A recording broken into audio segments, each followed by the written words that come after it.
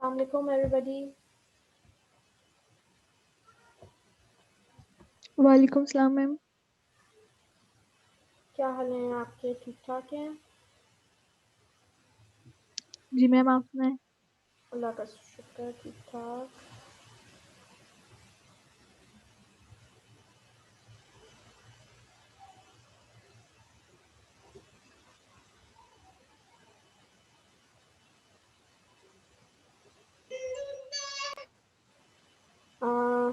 बेटा हम कितने स्टूडेंट्स आते हैं? 46 ऑलमोस्ट।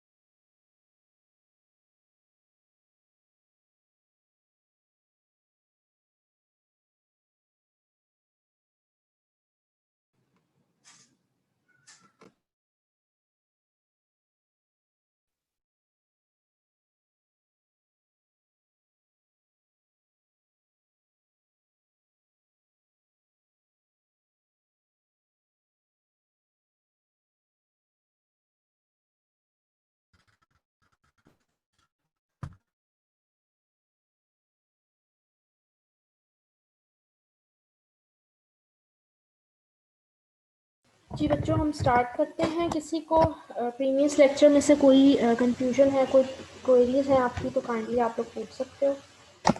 5:20 हो गए हैं, अभी तक 51 बच्चे आए हैं। I am going to lock the meeting now. आप लोग अपने फेलो से कह दें दैट कोई आना चाहता है तो ठीक है, वरना मैं मीटिंग लॉक करने लगी हूँ। आप लोग लास्ट तक आप लोग आते रहते हैं। After 5 minutes I am going to lock the meeting. ठीक है, मेरी आवाज़ सबको क्लियर आ रही है? जी मैम।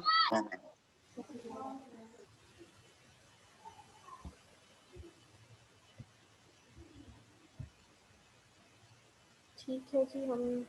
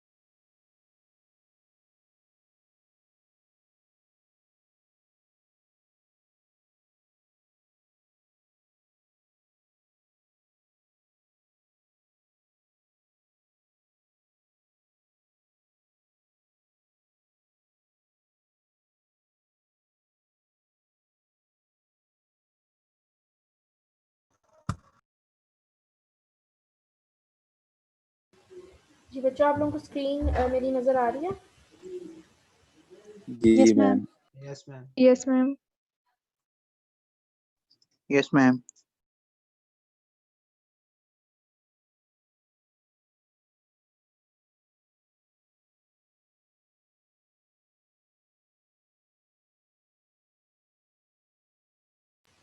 जी बेटा, आज हमारा लेक्चर नंबर 5 है। ठीक है, इसमें दो छोटे छोटे टॉपिक्स हैं। पेशेंट सेफ्टी से रिलेटेड टॉपिक 5 एंड 6। आप लोगों ने करिकुलम देखा है WHO का? मैंने जो आप लोगों को ईमेल में सेंड किया था, किसी ने ओपन किया उसको?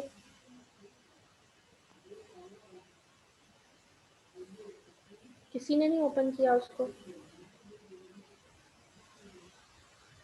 बेटा आप लोग रिस्पॉन्ड करेंगे तो मैं पढ़ाऊंगी कि आप लोग क्या मतलब गूंगे बहरे बन के आप लोग बैठ गए हैं? मतलब मुझे किसी ने कोई जवाब नहीं देना तो बता दे, मैं मीटिंग एंड कर देती हूँ। मुझे कोई शौक नहीं है आप लोगों को पढ़ाने का।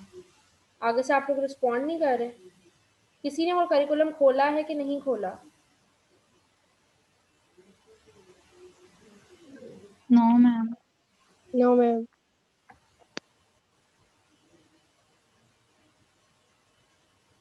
बेटा आप लोगों के लिए मैंने भेजा, मैं तो पढ़ चुकी हूँ सारा कुछ। ठीक है, आप लोगों ने एक दफ़ा एटलीस्ट आप लोग खोल के चेक तो कर लें कि आप लोगों को कुछ समझ आ रहा है। I you people are following the सारा सिलेबस के? बस एनीवेज हम आज का लेक्चर स्टार्ट करते हैं।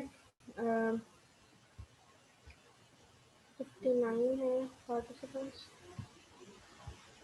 ठीक है, आज जो हमारा बेसिकली लेक्चर है पूरा, इसमें हमने we have to we are going to talk about how can we learn from errors. ठीक है, कि हम फ्यूचर में पेशेंट को हार्म से प्रिवेंट कर सकें या किसी एडवर्स इवेंट्स को प्रिवेंट करने के लिए how can we learn from errors and how can we manage any clinical risk. ठीक है, ये दो मेजर हमारे टॉपिक्स हैं आज के। पूरा लेक्चर का आउटलाइन जो है वो है understanding errors and learning from them. What is error, violation, near miss and hindsight bias. ठीक है, इनका डिफरेंस पता होना चाहिए आपको। Factors which are predisposing to errors. ठीक है, एज अ सिस्टम कौन सा फैक्टर होता है, इंडिविजुअल फैक्टर्स कौन से होते हैं, the RCA model, and understanding and managing clinical risks. ठीक है, सो सबसे पहले understanding and learning from errors में again we are going to start with a very basic thing, that is कि नॉलेज और परफॉर्मेंस रिक्वायरमेंट्स क्या हैं। As a student आपको इस टॉपिक में क्या चीज़ नॉलेज में पता होनी चाहिए और क्या चीज़ आप परफॉर्म कर सकें एज अ क्लिनिशियन। ठीक है, in the knowledge requirements you should know the term errors, violation, near miss and hindsight bias. ठीक है, कि इन चारों टर्मिनोलॉजीज का डिफरेंस आपको जो है पता होना चाहिए। Performance requirements में you should know the ways to learn from errors, participate in an analysis of an adverse event and practice the strategies to reduce errors. ठीक है, ये जो इस तरह की चीज़ें होती हैं ना, ये हॉस्पिटल की मैनेजमेंट जो होती है यूजुअली उनका काम होता है। ठीक है, दैट दे शुड कि अगर कोई इस तरह का एरर, मेडिकल एरर या what ever any sort of error जो कि किसी हेल्थ केयर फील्ड में हो गया, उसको हमने किस तरह से उसको फॉरसी करना है, या अगर कोई इस तरह का इवेंट हुआ है तो how are we going to analyse that event to go to the root cause of that event, actually में प्रॉब्लम जो है वो कहाँ से स्टार्ट हुई थी। ठीक है, so these are all of the things that are going to be related to the this topic. ठीक है, सबसे पहले what is an error? ठीक है, error is when someone is trying to do the right thing but actually does the wrong thing. ठीक है, ये एक सिंपल डेफिनेशन है। उसके अलावा थोड़ी सी डिटेल में डेफिनेशन है which is by reason.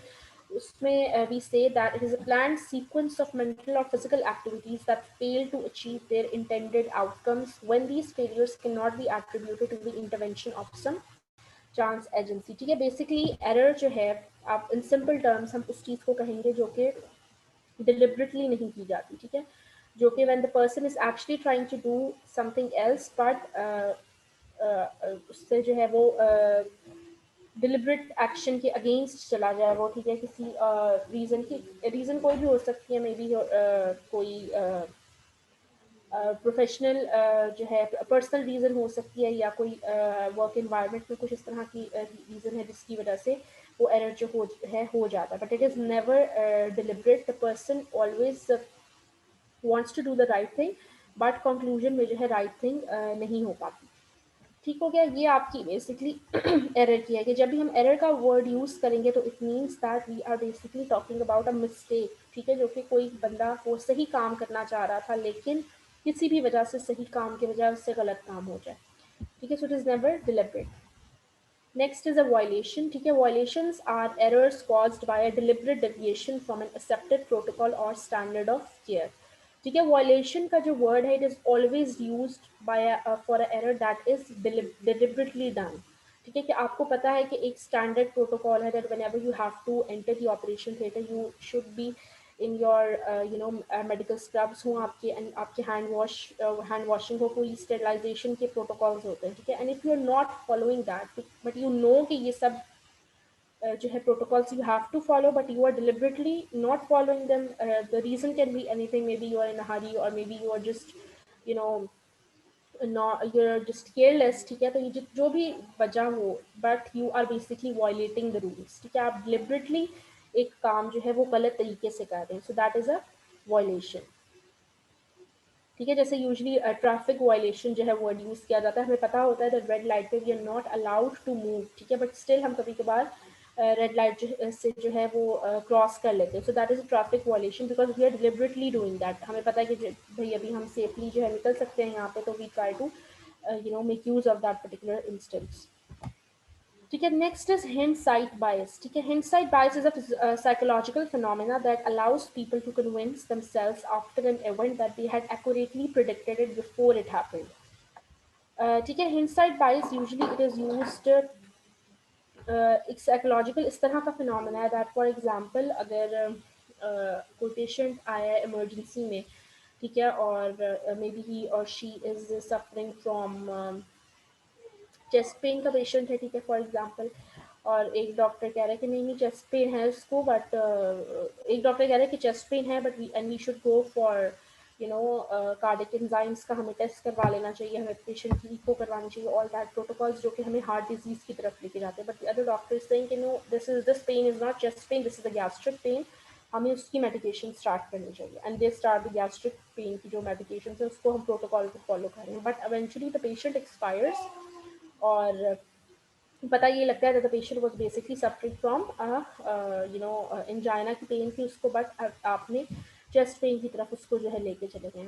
So the initially the doctor will then say कि मैंने तो पहले ही कहा था that this patient is not suffering from gastric pain, और अब ये तो मुझे पता था इसने तो एक्सपायर हो ही जाना था, so it doesn't really matter. So basically इस तरह की सिचुएशन जब एक सिचुएशन की इफेक्ट आ जाए and then you try to basically try to cover it up by saying कि आई न्यू इट ऑलरेडी, ठीक है। अगर आप फॉर एग्जांपल किसी गेम में टू टीम्स हैं एंड यू प्रिडिक्ट के एक टीम विन कर जाती है, then at the end of the game you say that I already knew that this team was going to win, match इसी तरह से था और इस तरह से, ठीक है। So this is the hindsight bias that basically you are predicting the future, और चाहे वो जो है चीज़ आपके अगेंस्ट हो या चाहे आपके फेवर में हो, eight the end you say that I already knew it, ठीक है। तो मेडिकल फील्ड में भी इस तरह से बहुत कॉमन प्रैक्टिस होती है that for example specially hospital setup में जहाँ पे मल्टीपल नंबर ऑफ क्लिनिशियंस और सीनियर कंसल्टेंट्स जो हैं वो प्रेजेंट होते हैं,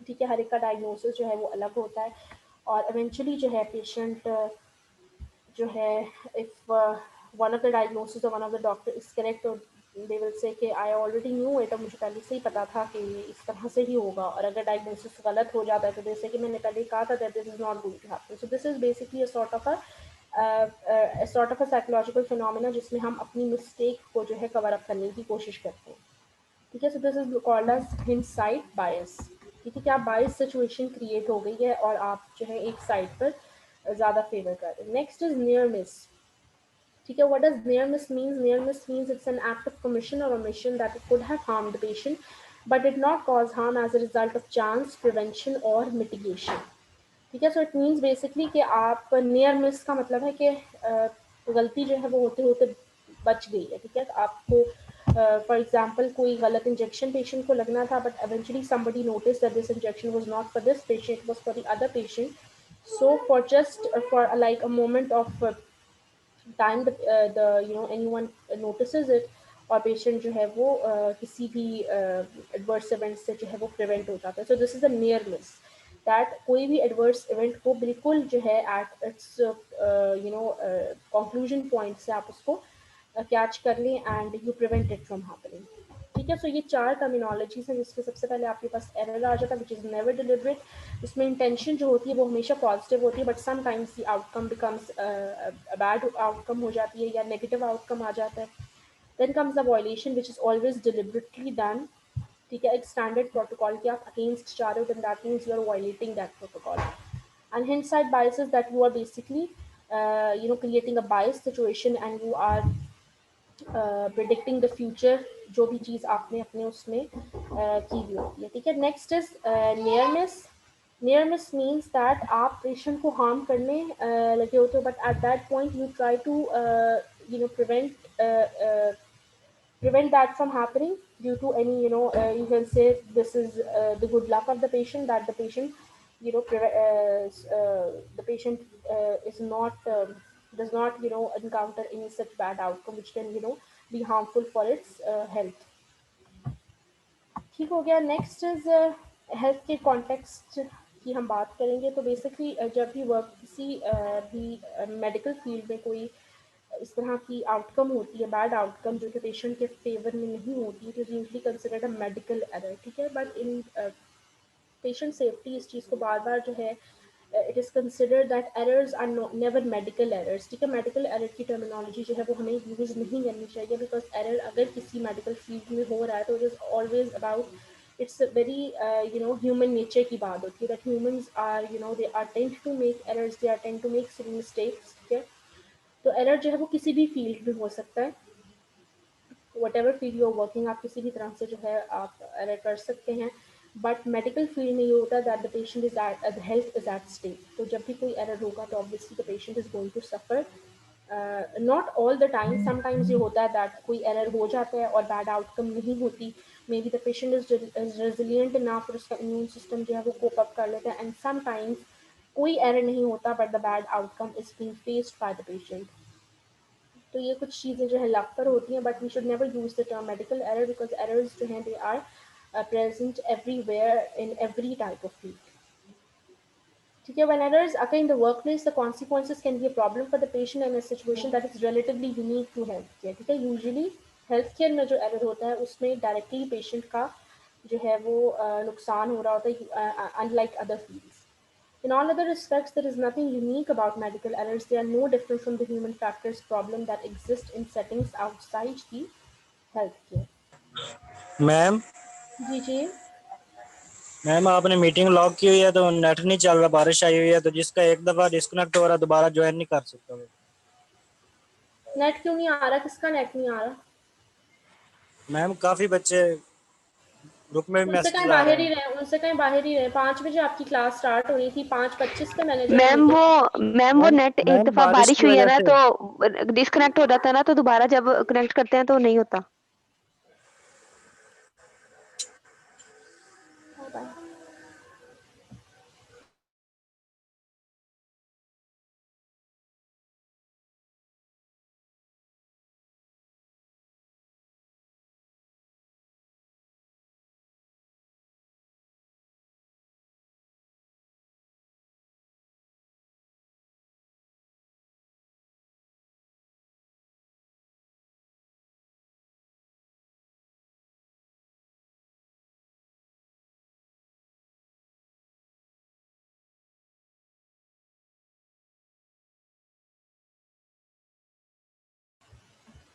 So these are the factors that increase the chance of error। ठीक है, ये थोड़े से कुछ पर्सनल फैक्टर्स हो सकते हैं जिसमें अनफेमिलियरिटी विद द टास्क है, inexperience, shortage of time, inadequate checking and poor procedures। ठीक है, इन अनफेमिलियरिटी विद द टास्क में यूजली ये होता है that in medical field directly जो है पेशेंट के साथ आपका इंटरेक्शन नहीं करवाया जाता, एंड इनिशियल स्टेजेस पे प्रॉप्स और जो है मैनिक्विन्स यूज़ किए जाते हैं जिसमें you work hard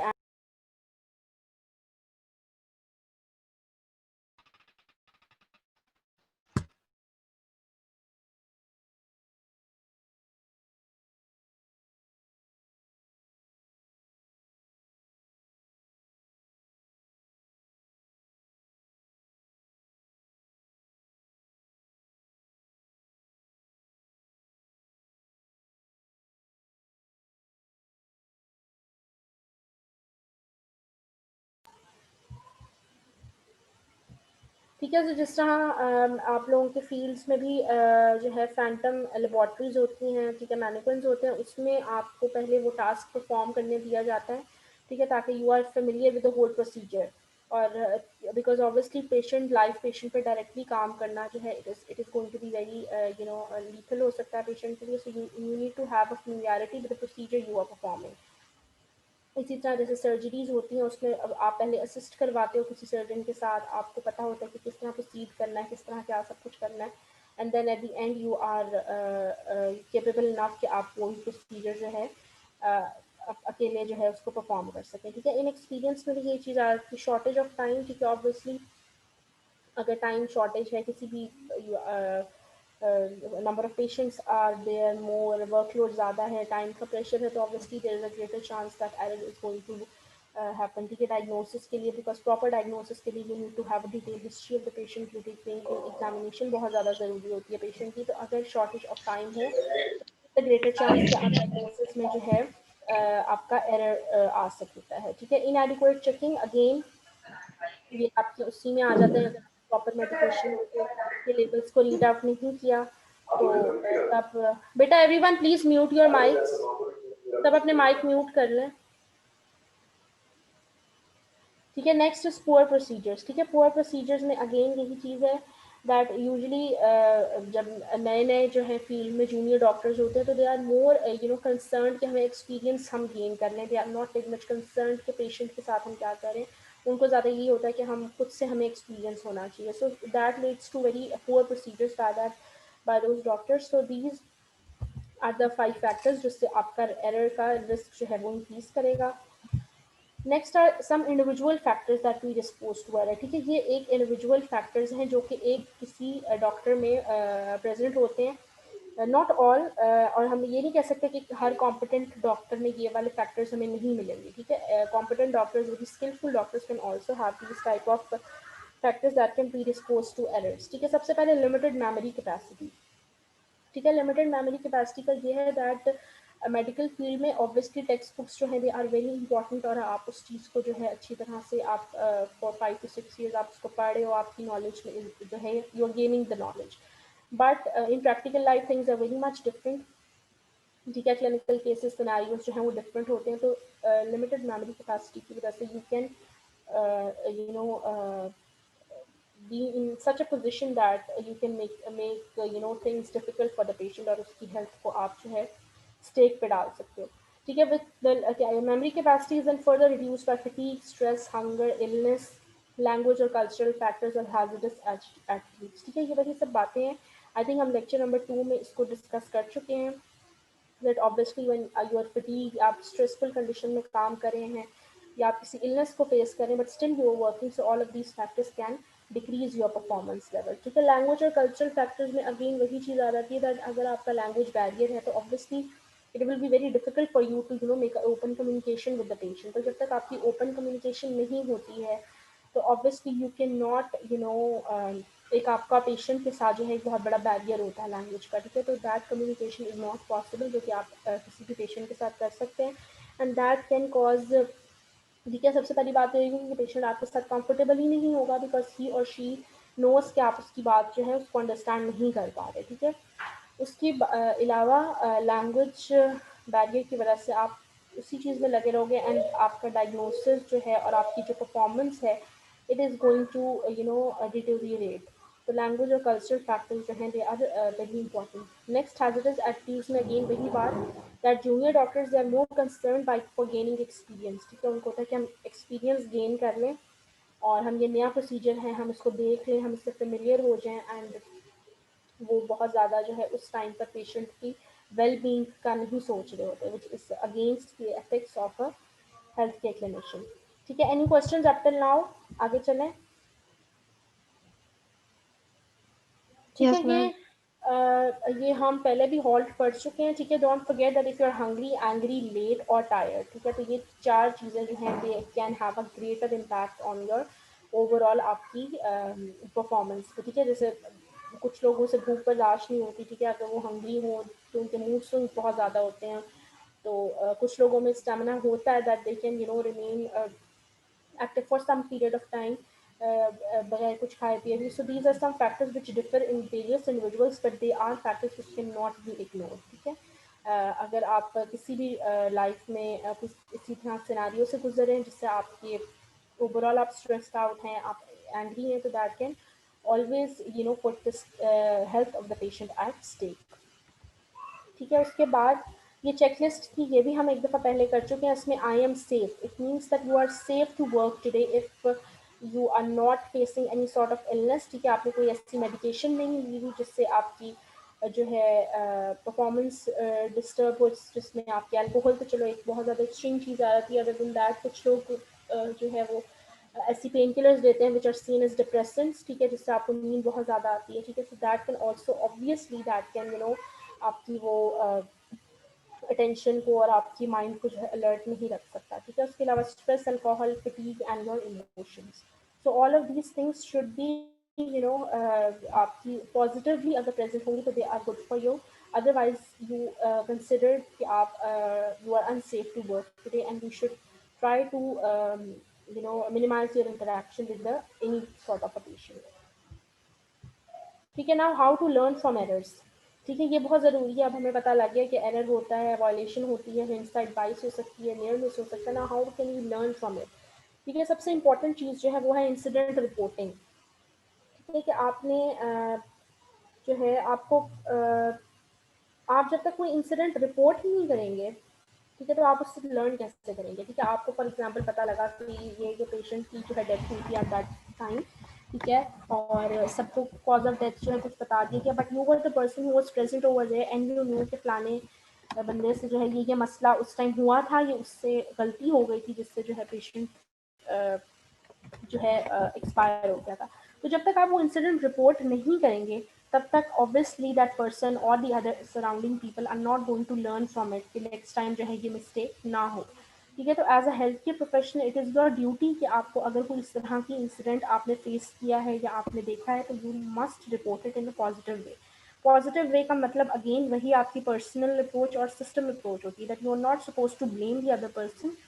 you are suppose to पहले आप उस चीज़ की रूट तक पहुँचें कि बेसिकली इशू क्या आया था जिसकी वजह से जो है इस तरह से जो है ये प्रॉब्लम आती है. And traditionally usually incidents are not reported. ठीक है. ऑब्वियसली यही होता है कि पर्सनल अप्रोच जो है वो उसको सब करते हैं और यूजुअली जो फ्रंट लाइन पे नर्सेज या डॉक्टर्स या पैरामेडिकल स्टाफ्स होते हैं उनको जो है वो क्रिटिसाइज किया जाता है फॉर द रोल. ठीक है. सो यूजुअली द सिचुएशन जो है वो उसको एग्जैजरेट किया जाता है. अगेन इस सिचुएशन में हिंडसाइड बायस जो है वो बहुत ज़्यादा ज़रूरी बहुत ज़्यादा इम्प्लीमेंट होती है कि अगर कोई इस तरह का इंसिडेंट होगा तो वो सीनियर डॉक्टर आके कहेगा मैं तो पहले ही कहा था कि ये डॉक्टर ये तो कॉम्पिटेंट ही नहीं है, इससे तो ये काम हो ही नहीं सकेगा, आप लोगों ने ये काम इसको दे दिया. तो इस तरह की सिचुएशन में यूजुअली पर्सनल अप्रोच जो है उसको किया जाता है. इंसिडेंट्स को रिपोर्ट अगर कर दे कोई, ठीक है, यूजुअली तो रिपोर्ट किया ही नहीं जाता. ठीक है. किसी को पता ही नहीं लगता कि कुछ इस तरह की बात होती. लेकिन अगर रिपोर्ट किया जाता है तो mostly the front line warriors जो होते हैं, फ्रंट लाइन डॉक्टर्स, फार्मासिस्ट, उन सबको ब्लेम किया जाता है. एंड एट द एंड जो है वो एक सिचुएशन बन जाती है जिसको हम हिंडसाइड बाइस कहेंगे. ठीक हो गया. तो लेकिन इसके अलावा जो चीज़ इंपॉर्टेंट है वो ऑर्गेनाइजेशन है जिसमें आप काम कर रहे हो. For example if a nurse, ठीक है, उसने कोई इस तरह का इंसिडेंट रिपोर्ट किया है और उस ऑर्गेनाइजेशन ने उसके इंसिडेंट को कोई इतनी ज़्यादा अहमियत नहीं दी है, they are just forgotten about it, so obviously the next time the nurse is not going to report any incident because she knows that the organization is not in a state कि वो उसकी उस incident reporting को importance दें. So obviously वो next time जो है incident report ही नहीं करेगी कि जब कुछ होना ही नहीं है तो फिर मुझे क्या ज़रूरत है कि मैं किसी की कंप्लेन करूँ या मैं अपना professional relation with the other person जो है उसको ख़राब करूँ. सो इंसिडेंट रिपोर्टिंग करनी है, लेकिन ऑर्गेनाइजेशन का भी इसमें बहुत बड़ा रोल है. दैट ऑर्गेनाइजेशन को अगर कोई इस तरह से इंसिडेंट रिपोर्ट कर रहा है तो दैट ऑर्गेनाइजेशन की वो रिस्पॉन्सिबिलिटी है that they should form a committee and they should try to investigate that what was the whole history behind this particular incident that happened. ठीक हो गया. नेक्स्ट आ जाते हैं जी हमारे पास रिमूविंग एरर ट्रैप्स. ठीक है. रिमूविंग एरर ट्रैप्स अगेन वही बात आ जाती है दैट आप बेसिकली जो भी चीज़ विच यू फील के जिससे एरर हो रहा होता है, ठीक है, कोई भी चीज़ हो सकती है. जैसे फॉर एग्जांपल आपको पता लगा है कि जो हमारा पेशेंट्स आते हैं स्ट्रोक के, उनका हम सीटी स्कैन करवाते हैं, ठीक है, लेकिन सीटी स्कैन वाली जो हमारा जो ऑपरेटर है उसका he is not that skilled कि वो सीटी स्कैन जो है प्रॉपर्ली वो नहीं कर पा रहा, या सीटी स्कैन मशीन में कोई प्रॉब्लम आ रही है जिसकी वजह से एरर आ रहा है सीटी स्कैन में और हमें प्रॉपर रिजल्ट्स जो हैं वो हम नहीं देख पा रहे। तो जब आपको एक चीज़ पता लग गई है then you are suppose to remove that error, ठीक है। उस एरर को आपने रिमूव किस तरह करना है कि आपने देखना है कि अगर तो सीटी स्कैन मशीन में कोई प्रॉब्लम है you are suppose to try to remove that, try to change it या जिस तरह से भी। और if you think that that person is not that skillful या उस पर्सन के बिहाफ पे कोई मिस्टेक हो रही है तो आप उसको जो है फर्दर ट्रेनिंग करवाएं उसकी या जो भी इस तरह से। तो अगर आपको एरर की कॉज पता लग गई then you are suppose to remove it, ठीक है। Next is monitoring strategies. Monitoring strategies में इनोनिमस रिपोर्टिंग, ठीक है, जो कि यूजली जिस तरह से होता है कि हॉस्पिटल में कुछ इस तरह के लोग होते हैं विच आर जो कहते हैं मुखबिर टाइप लोग होते हैं कि वो इंसिडेंट्स को इनोनिमसली रिपोर्ट करते हैं, किसी को पता नहीं होता that they are the ones who are basically watching everyone कि हर कोई अपना काम किस तरीके से कर रहा है, और अगर कोई इंसिडेंट हुआ है तो ही और she is that person is present at that time और वो जो है उसको रिपोर्ट करेगा इनोनिमसली। टाइमली फीडबैक होगा ऑर्गेनाइजेशन से ऑब्वियसली, तो things are going to work in a streamline manner. Open acknowledgement of success resulting from incident reporting, reporting of near misses, ठीक है। नियर मिसेस का मतलब ये कि अगर कोई फॉर एग्जांपल बैड आउटकम होने वाला था बट नहीं हुआ ड्यू टू एनी रीज़न, किसी ने देख लिया कि ये गलत काम हो रहा है, किसी पता लग गया किसी को, ठीक है, नियर मिस हो गया, पेशेंट ऑब्वियसली लक उसकी लक अच्छी थी और वो काम नहीं हुआ, तो you are suppose to report it as well ताकि next time in future for the other person they are also cautious, ठीक है, वो भी उस चीज़ को जो है अपने माइंड में रखें कि इस तरह से भी हो सकता है, बिकॉज ऑब्वियसली हर एक के माइंड में नहीं होता दैट ये चीज़ जो है डिफरेंट सिनारियों में इस तरह से भी हो सकता है।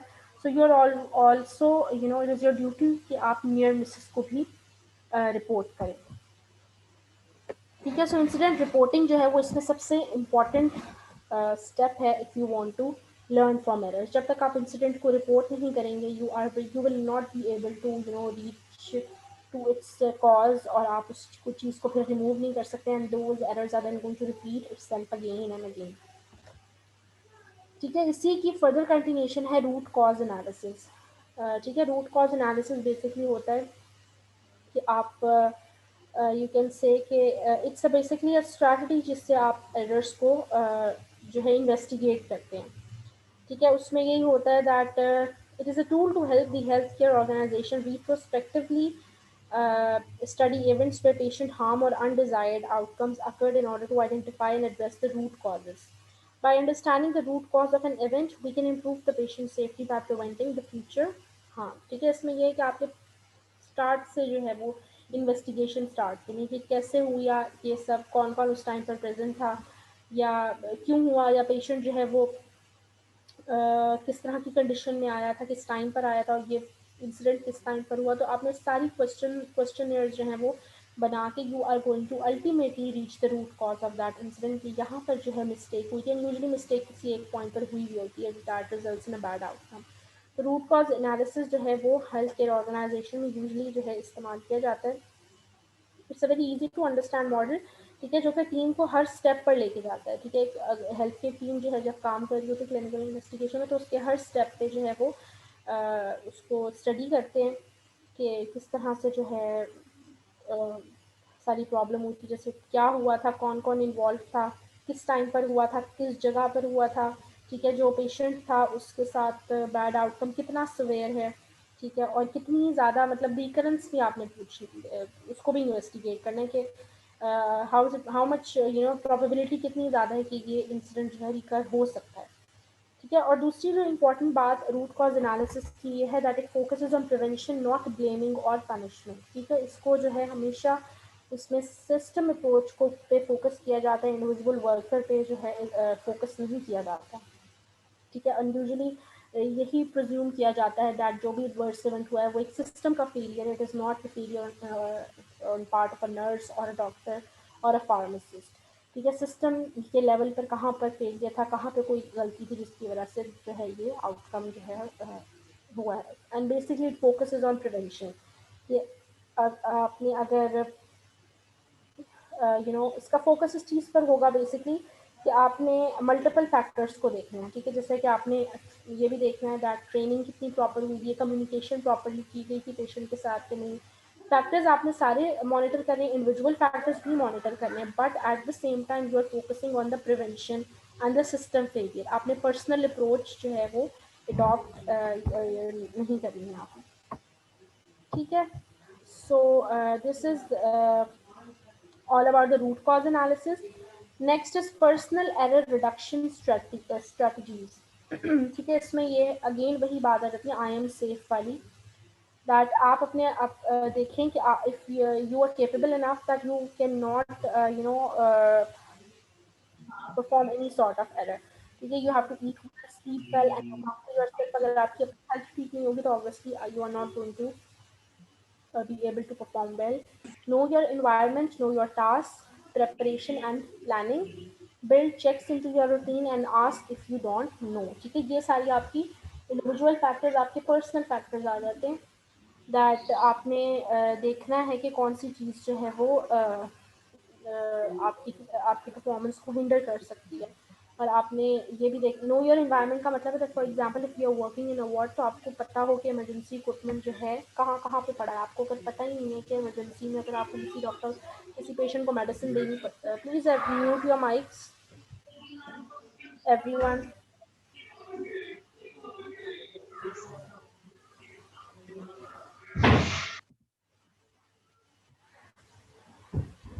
ठीक है, so you should know your environment for like if there is an emergency और आपको इमरजेंसी में कोई मेडिसिन देनी है, if you do not know that where is the medicine को कहाँ पे प्लेस किया हुआ in hospital setup, then obviously you not the patient at all. ठीक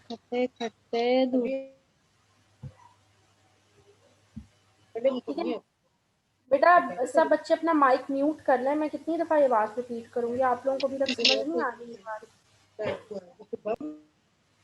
अपना माइक म्यूट कर लें आप, ठीक है। Next is understanding and managing clinical risk. Clinical risk management specifically is concerned with improving the quality and safety of the healthcare services by identifying the circumstances and opportunities that put patients at risk of harm and acting to prevent or control these risks. ठीक है, clinical risks obviously जब भी आप इसमें screen share दोबारा से करती हूँ, ठीक है। इसमें ये होता है that clinical risk are always present, ठीक है। दे आर ठीक है। इसमें पेशेंट सेफ्टी किस तरह से रेलेवेंट है,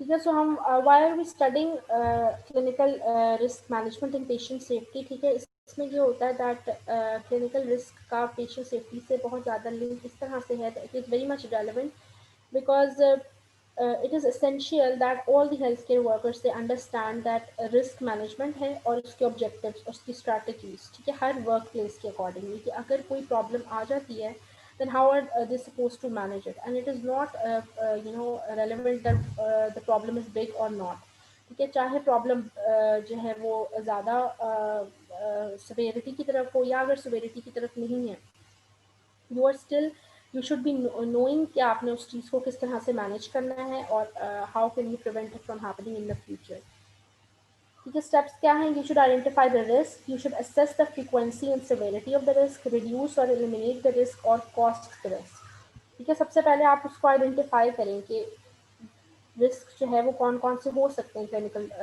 इन अ हॉस्पिटल सेटअप, ठीक है। देन यू आप उसके इन्वेस्टिगेट करें कि उसकी फ्रीक्वेंसी कितनी है, कि for example in in like 6 months or 3 months how many times this clinical risk is being reported in a setup, ठीक है। उसकी severity देखें कि उसका आउटकम कितना severe था at the end. Then you are supposed to reduce or eliminate the risk and then cost the risk, ठीक है। cost the risk का basically मतलब ये है that you are basically assessing the cost saved by reducing the risk or the cost of not management the risk. ठीक है कि अगर आप देख रहे हैं कि एक रिस्क फैक्टर जो है वो प्रेजेंट है और 3 महीने में फॉर एग्जांपल वो 4 टाइम्स हुआ, देन हाउ मच ऑब्वियसली उस रिस्क फैक्टर को ओवरकम करने के लिए आपको आपकी कॉस्ट जो है एज अ हॉस्पिटल सेटअप वो इंक्रीज करेगी। तो जब तक आप उस कॉस्ट को नहीं ऐड करेंगे कि कितनी ज़्यादा जो है आपकी हॉस्पिटल मैनेजमेंट के पैसे जो हैं वो इस रिस्क को ओवरकम करने के लिए लग रहे हैं, तो obviously there will be greater chances that the management is going to improve in working on that clinical risk। ठीक है, तो कॉस्टिंग जो है वो बहुत ज़्यादा ज़रूरी है बिकॉज मैनेजमेंट यूजुअली जो है वो आपकी लिटिगेशन और इस तरह की जो है उसमें चीज़ों में जो है वो ये प्रॉब्लम क्रिएट होती है। Knowledge requirements में again the activities for gathering information about the risk, fitness to practice requirements and personal accountability for managing the risk। ठीक है, ये इसके knowledge requirements हैं which as a student you need to know कि आपको पता लगा है कि clinical risk ये हो सकते हैं, then how are you supposed to gather the information about the risk। ठीक है, fitness to practice requirements हैं वो हम देख लेते हैं, and then the personal accountability for managing the clinical risk। Then in the performance requirements, you should know how to report known risk or hazards in the workplace and keep accurate and complete medical records. Know when how to ask for help from a supervisor, senior clinician, another healthcare professional. Participate in meetings that discuss risk management and patient safety. Respond appropriately to patients and families after an adverse event and respond appropriately to complaints। ठीक है, ये वही बातें almost घुमा फिरा के वही बात जो है वो रिपीट हो जाती है दैट यू शुड नो कि आपने इंसिडेंट को रिपोर्ट करना है। ठीक है, पूरा एक रिकॉर्ड रखना है उसका, and then if you feel that you are stuck somewhere and you need help from somewhere who is more senior than you, तो आप उसकी हेल्प जो है वो सीक आउट करें। ठीक है, क्लिनिकल रिस्क मैनेजिंग एक्टिविटीज़ में हमारे पास ये सारी एक्टिविटीज़ आ जाती हैं जिसमें again the first one is the incident monitoring.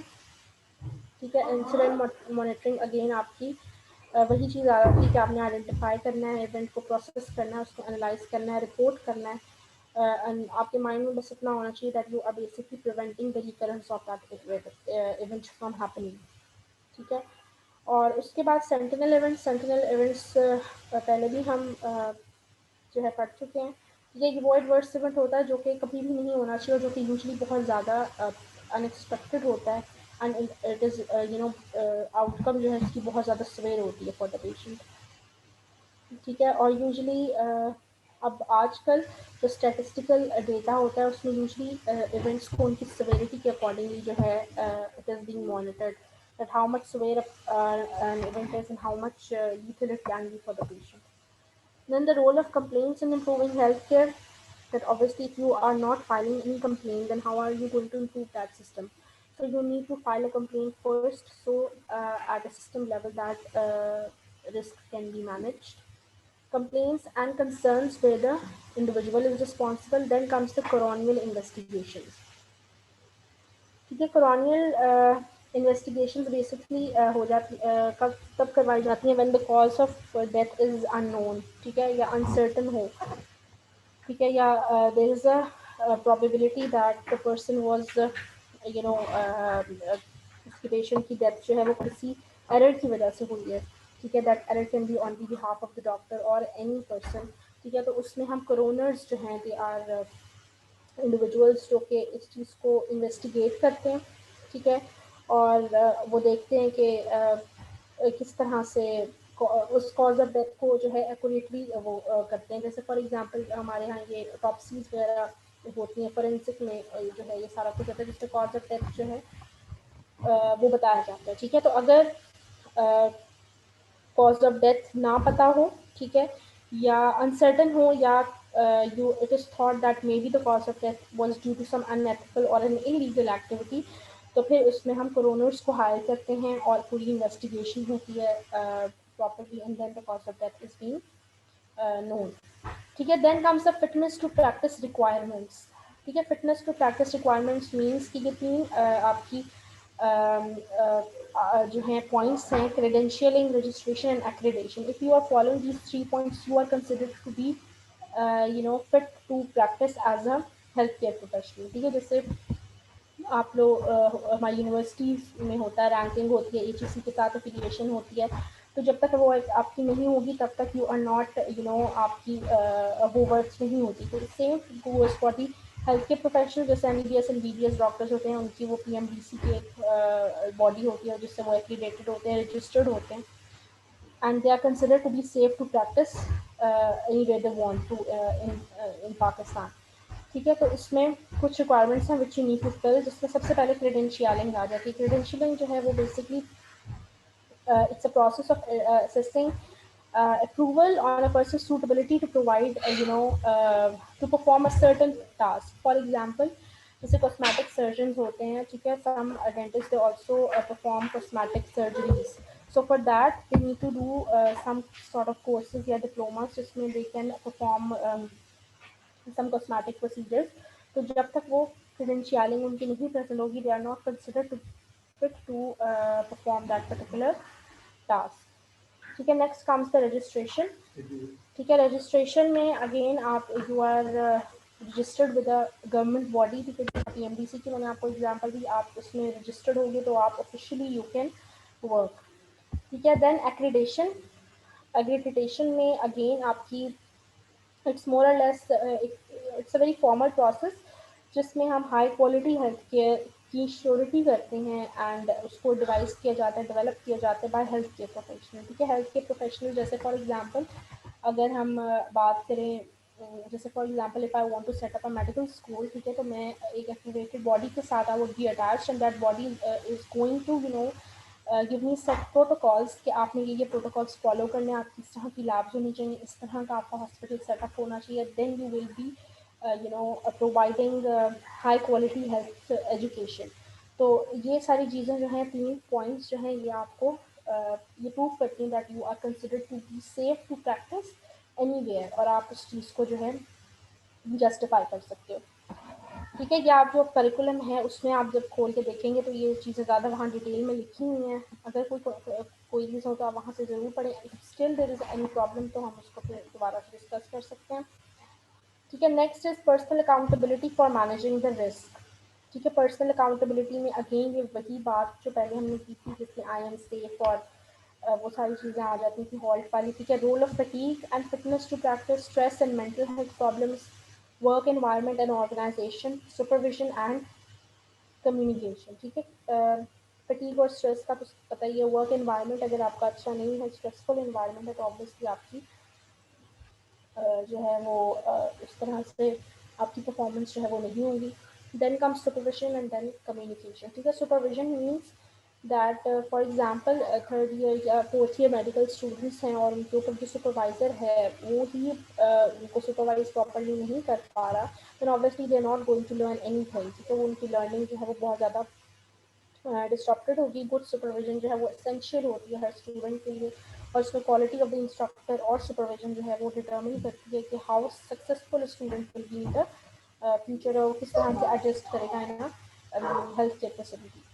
ठीक है, next communication is the last point. ठीक है, उसमें अगेन आपके ये है that you are basically it is your duty कि आप हर सारी कम्युनिकेशन जो है उसको रिकॉर्ड करें।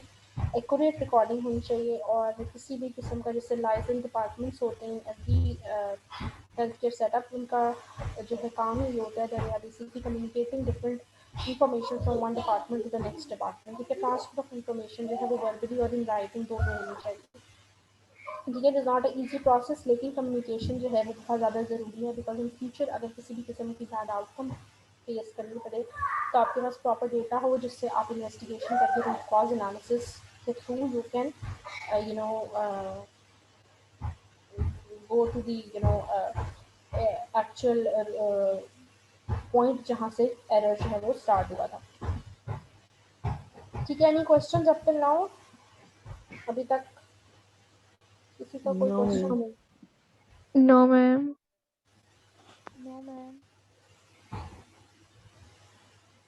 ठीक हो गया बच्चों, यही आज का लेक्चर था। ठीक है, I would again suggest all of you कि प्लीज़ आप लोग जाकर अपना करिकुलम एक दफ़ा देखें ताकि थोड़ा सा आपको आइडिया हो कि हमने क्या चीज़ें पढ़ ली हैं, क्या हमने नेक्स्ट पढ़नी है। ठीक है, I okay. No it's one credit hour subject, आप लोग उसको इतनी इंपॉर्टेंस नहीं देते हैं, लेकिन स्टिल एग्ज़ाम तो आपने इसका देना ही है। ठीक है, तो ऑब्वियसली उसके लिए आपने you need to study for that. ठीक है, तो कोई क्वेश्चन हो तो आप लोग ज़रूर नेक्स्ट लेक्चर में पूछ सकते हैं। If no then well and good, otherwise आप लोग मैं लेक्चर की रिकॉर्डिंग आप लोगों को भेज देती हूँ।